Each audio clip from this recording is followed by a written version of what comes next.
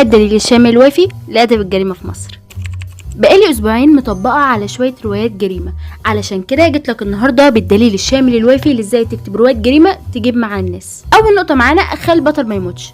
زي ما بقولك كده، البطل بتاعنا هيتضرب بالنار، هيقع من طياره، هيتضرب بكل انواع الاسلحه وما يجرالوش حاجه. البطل بتاعنا ضد الميه، ضد النار، ضد الحشره والصرصار. تاني نقطه خليه كئيب، لازم تكون حياته اتدشملت في بدايه القصه، علشان كده قرر ينتقم. هيكون معاه واحده هي الوحيده اللي مصدقاه وهي اللي هتدشمل معاه في رحله الانتقام. البطل بتاعنا هيكون بارع في تلقي الضربات، وهيكون بارع في الضربات اللي بتيجي في الوش وما فيهاش معلش، وجروحه بتلتئم بسرعه ولا عزاء للطب والوقت الطبيعي لالتئام الجروح. البطل بتاعنا بارع في التخطيط والتنفيذ وتوقع خطوات الخصم ولا كانه خارج من المخابرات. النقطه رقم 6، الدنيا كلها جايه عليه ومحدش معاه وكله ضده، وده علشان ندي طعم للانتقام. وفي الاخر هينتصر على خصمه اللي في الاغلب هيكون رجل اعمال اللي عمل كل حاجه غلط، حتى انه كل اندومي من ورا امه. ده على اساس ان رجل الاعمال بتاعنا معاه فلوس كتير جدا ومعاه اسلحه كتير جدا ومعاه رجاله كتير جدا، والبطل بتاعنا لوحده علشان هو بس بيشرب اللبن بقى قوي وقادر ينتصر. النقطه رقم 8، البطل بتاعنا بيصرف فلوس كتير جدا على الاسلحه وفي رحلته الانتقام،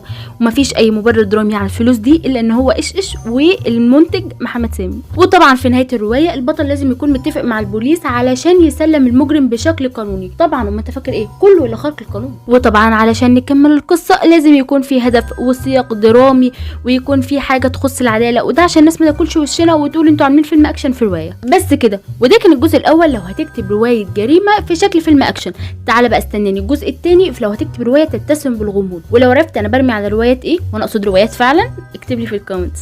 سلام.